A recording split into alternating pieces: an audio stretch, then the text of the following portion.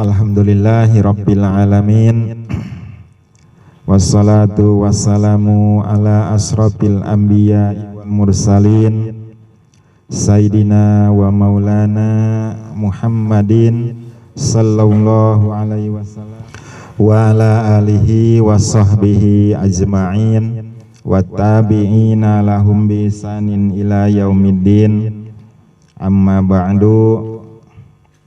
Allahumma rabbi israh li sadri wa yassir li amri wahlul 'uqdatam min lisani yafqahu qawli. Allahumma nawwir qulubana binuri hidayatika kama nawartal ardo binuri syamsika abadan abada birahmatika ya arhamar rahimin. Allahumma aftah lana hikmataka wansur alaina rahmataka ya zal jalali wal ikram. Rabbana la ilma lana illa ma 'allamtana innaka antal alimul hakim. Pertama-tama marilah kita panjatkan puja dan puji serta tasyakur kita kepada Allahur Rabbul Izzati, yakni Allah Subhanahu wa ta'ala, yang mana Allah telah memberikan kepada kita kenikmatan-kenikmatannya, terutama nikmat iman dan nikmat Islam. Salawat beserta salam semoga terlimpah tercurah kepada hariban baginda Habibina wa syafi'ina wa maulana wa qurrati a'yunina Muhammad sallallahu alaihi wasallam, kepada keluarganya, sahabat-sahabatnya, tabi'in dan tabi'atnya, juga semua umatnya sampai dengan yaumil qiyamah. Amin ya Allah ya Rabbal alamin. Kesepuhan Pak Dani, paling sepuh di antara kita nih Pak Dani ya. Teman-teman Pak Pembina ada? Ada.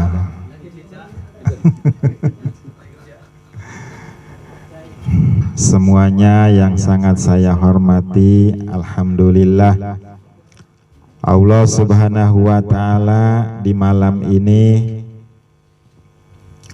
memberikan izin lagi kepada kita untuk berkumpul, untuk bermuazahah, dan untuk bersilaturahmi di dalam lingkup yang biasa kita adakan tiap-tiap malam Jumat.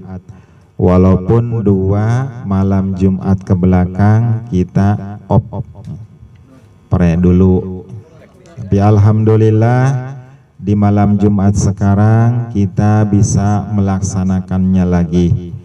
Harapan kita semua pandemi segera berlalu dan kita diistiqomahkan oleh Allah Subhanahu wa ta'ala dalam ibadah-ibadah yang lain selain rutinitas kita di setiap malam Jumat yang dilingkup dengan majlis Cahaya Ilahi Gading Elok 2.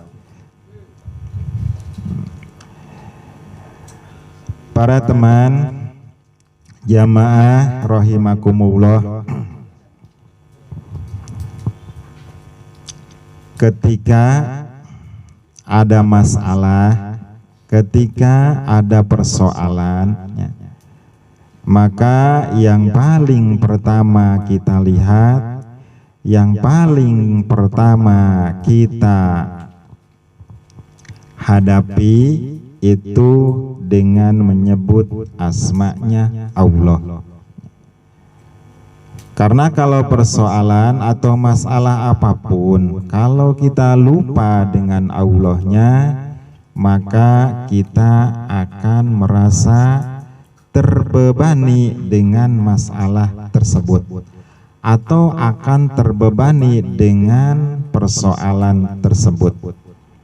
Tapi ketika kita mengingat menyebut asma Allah dulu, maka seberat apapun masalah, seberat apapun persoalan, kita akan tenang menghadapinya. Kita akan nyaman menghadapinya karena yakin di hati kita masing-masing masalah itu didatangkan oleh Allah. Persoalan itu didatangkan oleh Allah. Untuk kita, proses kita dikenakan kepada kita, Allah itu untuk menguji kita. Makanya ketika ada Allah atau asma Allah yang didahulukan, insya Allah masalah dan persoalan itu bisa kita hadapi. Karena sebagai manusia makhluknya Allah Subhanahu wa Ta'ala, kita nih apa sih kalau kita tidak akan luput atau tidak akan yang tidak punya masalah atau punya persoalan. Tapi yang penting kita nerimanya yang tadi ya. Abu Usman radhiyallahu an pernah berkata, layak mulur rajulu hatta yastawiya bil qalbiyati arba'atu asya'a. Kata Abu Usman, laki-laki itu tidak akan sempurna imannya. Laki-laki itu tidak akan sempurna imannya sehingga dia bisa menyamakan dalam 4 perkara, sama rata dalam 4 perkara. Kesatu dan kedua al-man'u wal a'to. Yang kesatu yang kedua, ketika ada al-man'u itu bahasanya, kalau bahasa sufi itu tercegah, tertahan. Artinya kita lagi pailit. Pailit lain bahasana. Krisis bahasa ini namanya. Man'u itu adalah krisis. Wal ato dan masa subur atau masa kita sedang senang-senangnya. Nah, sempurnanya kata Abu Usman, laki-laki imannya bisa sempurna ketika dia bisa menyamakan antara man'u dan ato. Man'u diibaratkan krisis, ato diibaratkan kegembiraan atau pemberian yang tidak ada henti-hentinya. Nah, ketika kita bisa menyamakan, artinya waktu krisis kita di posisi tengah, tidak terlalu sedih. Ketika atau kita banyak, kita diberi anugerah oleh Allah, kita pun ada di tengah, tidak terlalu senang. Nah, itu adalah sempurnanya iman seorang laki-laki. Jadi kalau bahasa kasar kita mah, mau senang, mau susah, udah aja di tengah-tengah. Ketika susah tidak terlalu sedih, ketika senang tidak terlalu gembira.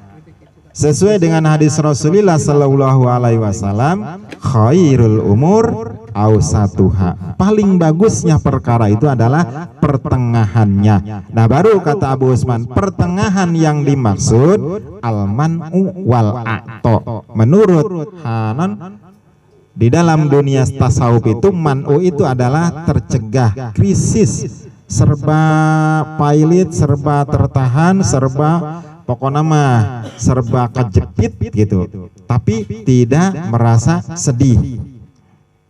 Ketika senang tidak merasa gembira. Itu hatta yastawiya. Nah, itu berarti sempurna iman, kata Abu Usman. Yang ketiga dan yang keempatnya al-azu wal ahan. Ketika kita dimuliakan dan ketika kita direndahkan. Ketika kita dimuliakan tidak terlalu senang. Ketika kita direndahkan tidak terlalu sedih. Jadi sama rata. Dimuliakan orang-orang, dihormat orang-orang, sama kita tidak terlalu senang. direndahkan orang-orang, tidak dilihat sebelah mata pun oleh orang-orang, tidak merasa sedih. Yastawiya, sempurna iman, kata Abu Usman. Ya. Jadi pertengahan aja, ya. Karena kemuliaan itu ada batas, hinaan pun itu ada batas. Ketika kita menerimanya, ya, dengan perasaan sama, dengan perasaan yang hasanan yastawiyah, maka sempurna imanlah seseorang atau laki-laki tersebut. Jadi 4 perkara. Ketika sempit, ketika senang sama, ketika di atas mulia, ketika di bawah hina, dia tetap sama. Nah, harus bisa seperti itu. Apa sih kalau kita bilang mah, udah lumayan proses yang luar biasa gitu. Karena untuk menghilangkan sedih ketika kita pailit itu luar biasa susahnya. Untuk menjaga gembira ketika kita senang itu pun luar biasa susahnya. Tapi kalau kita iman, makanya kayak tadi kan kata Abu Usman, sempurna iman itu ketika disenangkan Allah menyenangkan kita. Ketika disempitkan Allah menyempitkan kita. Makanya sering saya ucapkan, jangan lihat pemberiannya, tapi lihatlah yang memberinya. Senang Allah yang ngasihnya, susah pun Allah yang ngasihnya. Orang beriman akan menerima pemberian apapun karena yang memberinya adalah Allah Subhanahu wa Ta'ala, yang diyakini di hatinya. Makanya keyakinannya harus luar biasa dulu sama Allah. Jadi yakin, mau Allah ngasih hitam, mau Allah ngasih putih, yang penting yang ngasihnya adalah Allah Subhanahu wa Ta'ala. Seneng ya kita teh. Dulu zaman Nabi Musa alaihi salam punya 2 tetangga. Soal keyakinannya, 2 tetangganya, yang satu soleh dan taat, yang satu yang kebalikan dari tetangga yang soleh yang taat, tukang maksiat dan tukang munkarot. Tiba-tiba salah seorang dari mereka, tetangganya Nabi Musa alaihissalam, meninggal. Takziahlah Nabi Musa alaihi salam. Sama seperti kita takziah ketika ada orang yang kemusibahan atau dapat musibah meninggal dunia. Sampai ke tempat yang dituju takziah, assalamualaikum, lalu dia memberikan ucapan bela sungkawa. Kalau kita mah gitu ya. Yang meninggal kebetulan orang yang taat, orang yang soleh ya. Tahu semua warga orang itu soleh dan taat. Tapi Nabi Musa begitu takziah ke orang tersebut, dia berkata pada istrinya, karena dia tahu wahyu dari Allah melalui malaikat Jibril, Ibu, saya ikut bela sungkawa, ikut prihatin dengan musibah ini. Tapi saya lebih prihatin lagi karena suami ibu masuk neraka. Soleh dan taat tapi masuk neraka, kata Nabi Musa alaihi salam. Nangis istrinya sejadi-jadinya, Kang, kamu kan ketahuan sama orang, kamu soleh, kamu rajin, kamu ibadahnya getol, kamu taat, tapi kenapa kamu jelek nasib, akhirnya masuk neraka. Ditanya oleh Nabi Musa alaihissalam, emang suamimu selain amal-amal yang soleh dan taatnya, emang sukanya apa sih? Kata istrinya, oh gini Nabi Musa, biasanya suami saya kalau mau tidur itu kalau mau tidur itu suka bilang kepada saya alhamdulillah nanya, ada tetangga Nabi Musa, mudah-mudahan dia benar-benar Rasul Allah dan utusannya Allah. Mudah-mudahan bahasanya gitu ya. Ternyata yang jadi persoalan menjerumuskan dia ke neraka itu ya, itu dengan bahasanya seperti itu.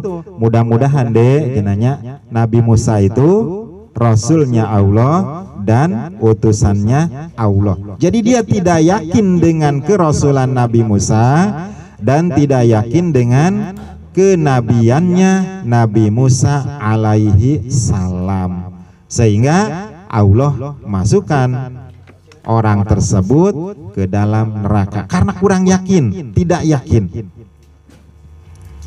Lalu tetangga yang satunya lagi meninggal, yang orang tukang maksiat, yang orang tukang munkarot ya.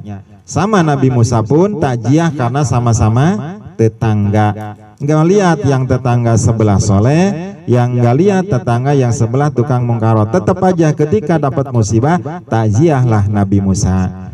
Sama seperti kita, kalau takjiah aja, jangan dilihat orangnya, jangan dilihat akhlak-akhlaknya dulu, takjiah saja ya. Karena kalau sudah mati mah dia nggak akan maksiat lagi gitu kan. Pamannya dulu galak pisan ke kita, takut kita, udah mati mah nggak bakalan galak ya. Malah kita galakin dia akan diam gitunya. Bari tajah teh bari disintrek saeutik galak keur ieu mah. Tajiahlah Nabi Musa alaihissalam. Ya, assalamualaikum ibu, saya Nabi Musa. Saya ikut bela sungkawa atas musibah yang menimpa ibu. Suami ibu meninggal dunia. Tapi kabar baik dari Allah melalui malaikat Jibril bahwa suami ibu masuk surga. Alhamdulillah istrinya, Kang, ternyata kamu walaupun maksiat, walaupun kamu tukang munkarot, tapi baik nasibmu, mati dimasukkan surganya Allah Subhanahu wa ta'ala ya. Ditanya oleh Nabi Musa, ibu emang gimana sih waktu hidupnya suami ibu? Kata ibunya ya, suami saya Nabi Musa tiap mau tidur sering ngobrol dengan saya, dek gini ya, alhamdulillah kita punya tetangga Nabi Musa. Saya yakin itu nabinya Allah dan yakin itu rasulnya Allah. Jadi keyakinan itulah yang membawa dia masuk ke surga. Jadi ternyata yakin itu bisa menyelamatkan orang dari neraka, bisa memasukkan orang jadi masuk surga. Artinya dengan keyakinan bisa kita senang, dari susah kita bisa senang, apalagi dari senang kita bisa lebih senang dengan yakin. Apalagi yakinnya terhadap Allah Subhanahu wa ta'ala. Jadi gitu aja garis bawahi, jangan lihat yang dikasihnya, lihatlah yang mengasihnya, Allah. Karena semuanya dikasih oleh Allah Subhanahu wa ta'ala. Makanya Abu Usman gitu, layak mulur rajulu hatta yastawiya arba'atu asya'a. Samakan, susah jangan terlalu sedih, senang jangan terlalu gembira. Ketika kita dimuliakan jangan terlalu senang, ketika kita dihinakan jangan terlalu sedih.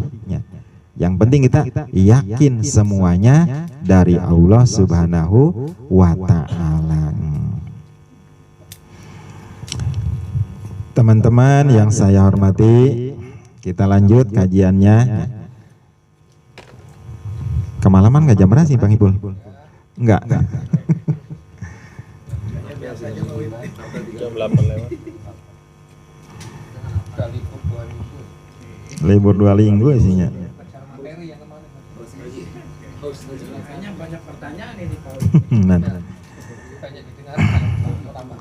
Kita buka tafsir Jalalainnya ayat Al-Baqarah, kemerasaan Al-Baqarah ayat 44 kalau nggak salahnya.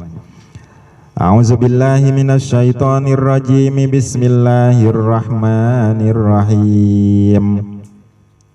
Atamurunan nasa bil birri wa tangsawna anfusakum wa antum tatlunal kitab afala taqilun wasta'inu bis sabri was salah wa innaha lakabiratun illa 'alal khashi'in.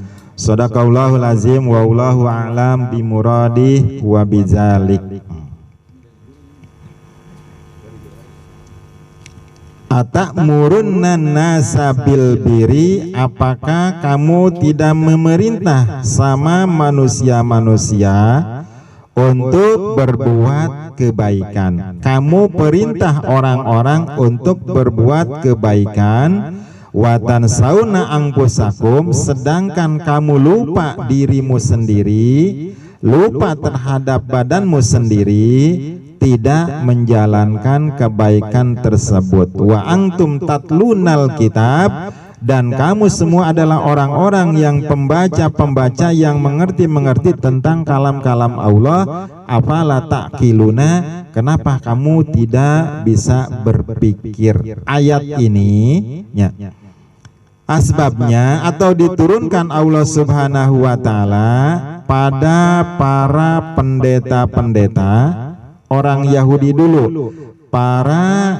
rahib-rahib orang Yahudi dulu ya, yang mereka tahu tentang Rasulullah Sallallahu Alaihi Wasallam, Nabi akhir zaman, Rasul akhir zaman. Taunya mereka itu dari kitab Allah, taunya mereka dari Taurat, taunya mereka itu dari Al-Zabur dan Al-Injil ya.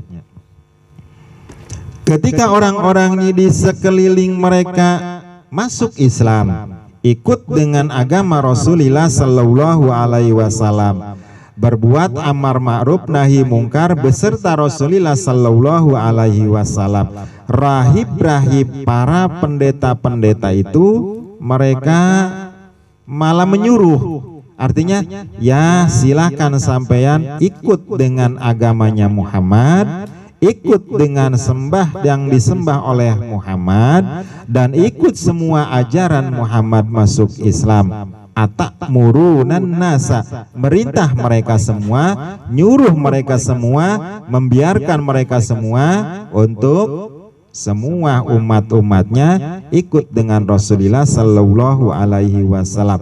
Tapi watan sauna angkusakum, lupa dengan dirinya, dia lupa dengan dirinya sendiri, tidak ikut dengan agamanya Rasulullah, tidak mau mengikuti ajarannya Rasulullah ya.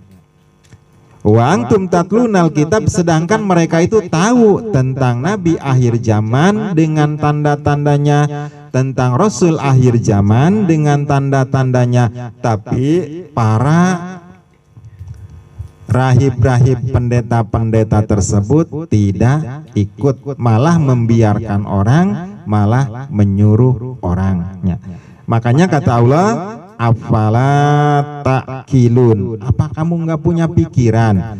Orang kamu senangkan, orang kamu suruh buat baik, orang kamu dipersilahkan untuk berbuat kebaikan, tapi dirimu sendiri tidak mengerjakannya, dirimu sendiri tidak melaksanakannya. Orang-orang senang, dia akan sengsaranya.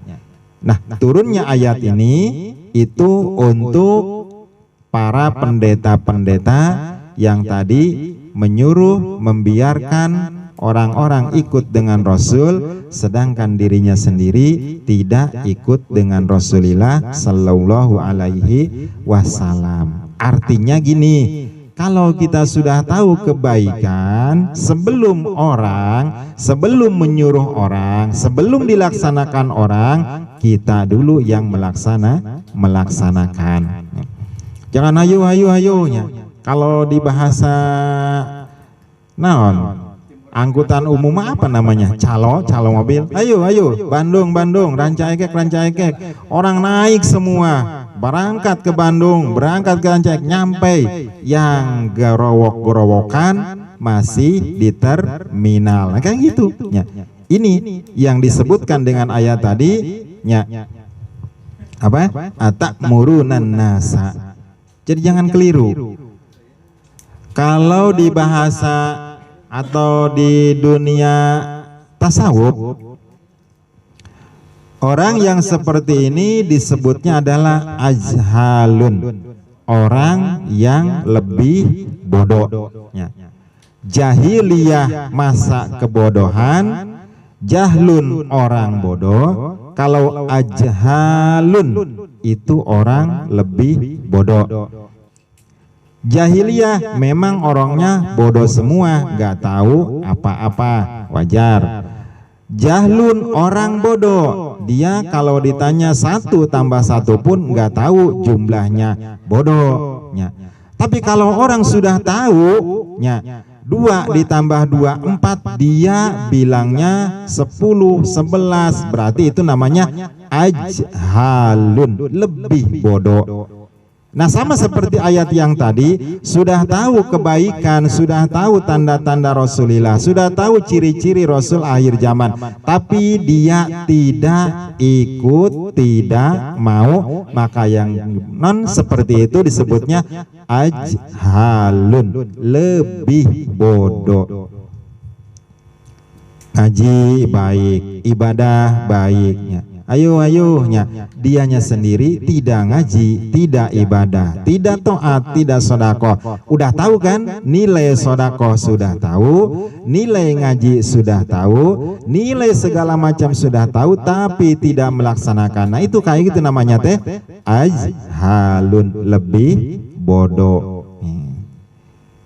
Nah, di dunia tasawuf sama seperti itu. Apakah kita mau jadi orang yang bodoh?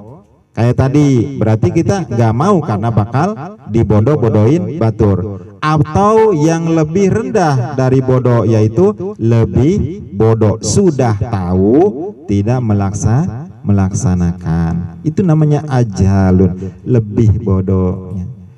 Ya Allah, kayak kita berinannya. Karena apa? Karena suka kehalanganku males, kehalanganku bosan, itu ya Allah.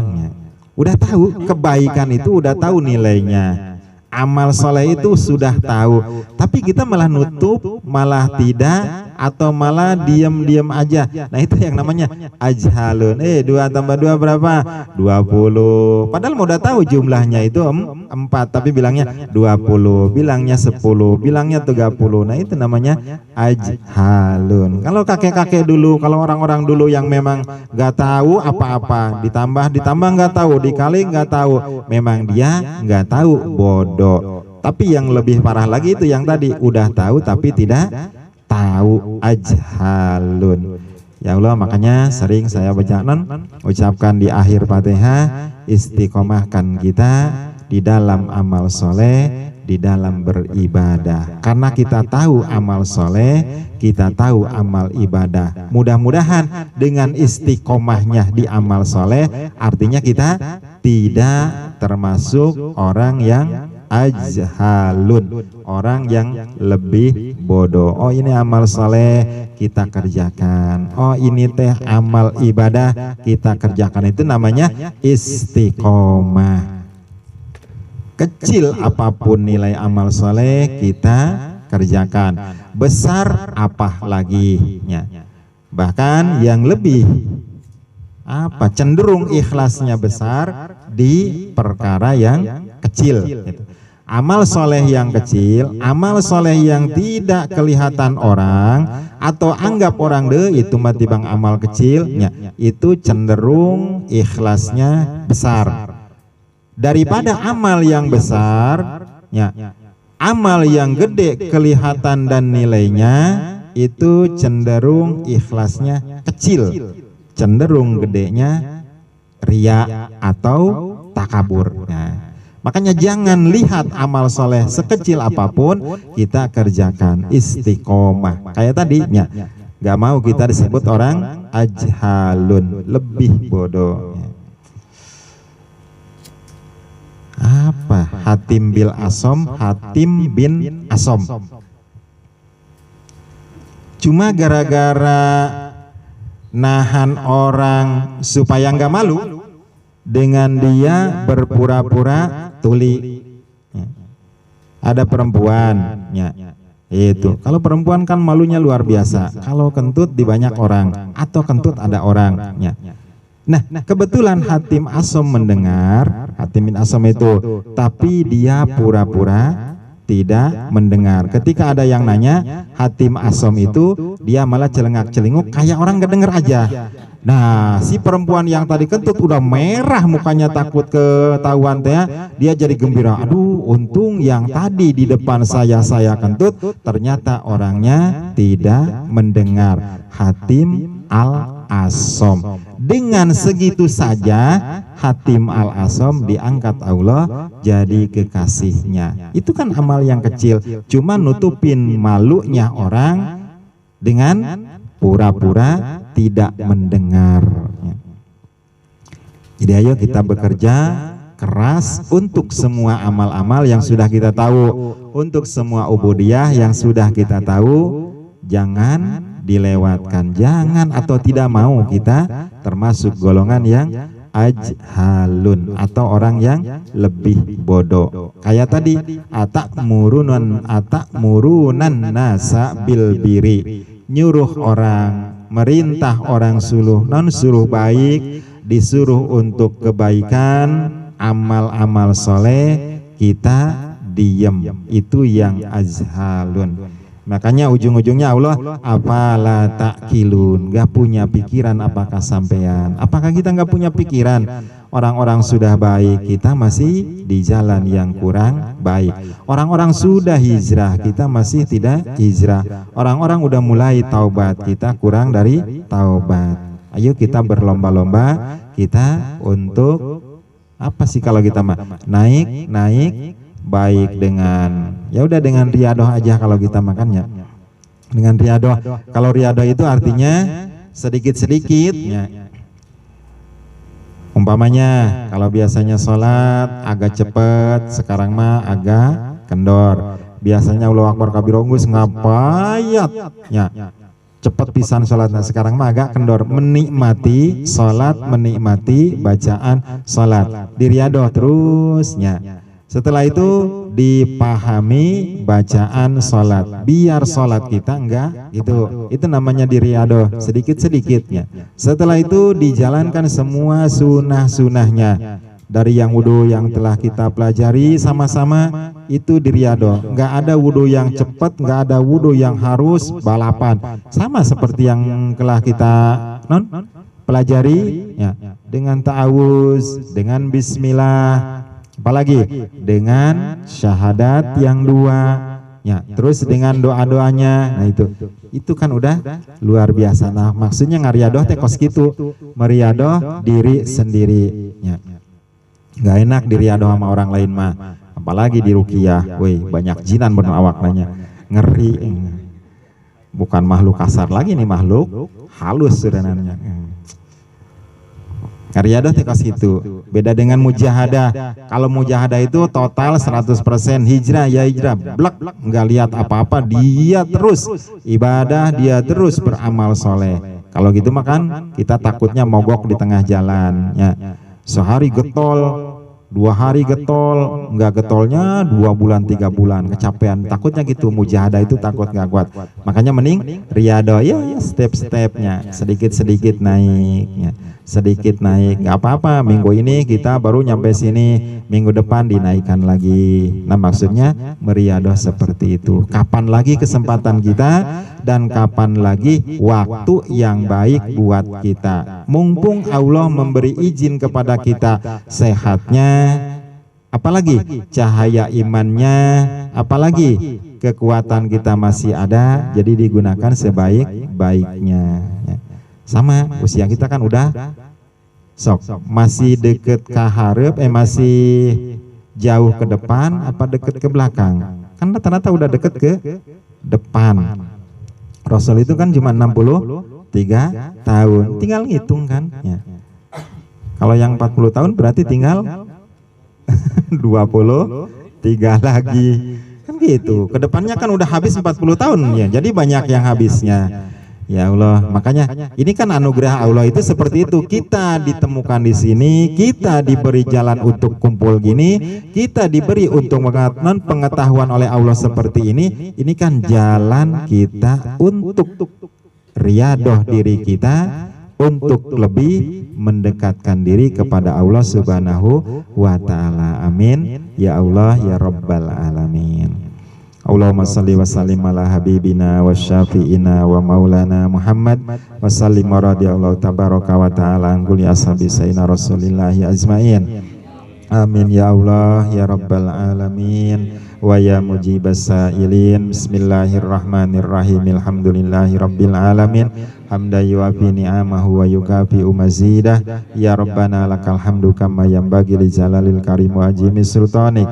Allahumma salli ala sayyidina Muhammadin salatan tungjina biha min jamil ahwali wal afat wa taqdilana biha jami'al hajat wa tutahhiruna biha min jami'is sayiat wa tarfa'una biha indaka 'ala darajat wa tuballighuna biha aqsal ghayat min jami'il khairati fil hayati wa ba'dal mamat. Allahumma ighfir lana junubana li wali walidina warhamhuma kama rabbayana shaghira wali jami'il muslimina wal muslimat wal mu'minina wal mu'minat al ahya'i minhum wal amwat. Allahumma ighfir lahum warhamhum wa'afihim wa'fu anhum. Allahumma aslih ummata sayyidina Muhammad. Allahumma ighfir ummata sayyidina Muhammad. Allahumma arham ummata sayyidina Muhammad. Allahumma astur ummata sayyidina Muhammad. Allahumma af ummata sayyidina Muhammadin sallallahu alaihi wasallam. Allahumma sabbitna bil iman wal islam wa ahyina bil iman wal islam wa amitna ma'al iman wal islam. Allahumma ij'alna saburan waj'alna syakuran waj'alna fi aini sagiran wa fi ayuni nasi kabira. Rabbana taqabbal minna innaka antas samiul alim wa tub alaina innaka antat tawwabur rahim. Rabbana zallamna anfusana wa illam taghfir lana wa tarhamna lanakunanna minal khasirin. Rabbana hab lana min azwajina wa dzurriyyatina qurrata a'yun waj'alna lil muttaqina imama. Rabbana la tuzigh qulubana ba'da idh hadaitana wa hab lana min ladunka rahmatan innaka antal wahhab. Rabbana atina fid dunya hasanah wa fil akhirati hasanah wa qina adzabannar. Wa sallallahu ala sayidina Muhammad wa ala alihi washabihi wasallam. Subhana rabbika rabbil izzati amma yasifun wa salamun alal mursalin walhamdulillahi rabbil alamin. Bi barakati al-Fatihah. A'udzubillahi minasyaitonir rajim. Bismillahirrahmanirrahim. Alhamdulillahi rabbil alamin arrahmanir rahim maliki yaumiddin. Iyyaka na'budu wa iyyaka nasta'in. Ihdinas siratal mustaqim. Siratal ladzina an'amta 'alaihim ghairil maghdubi 'alaihim waladdallin.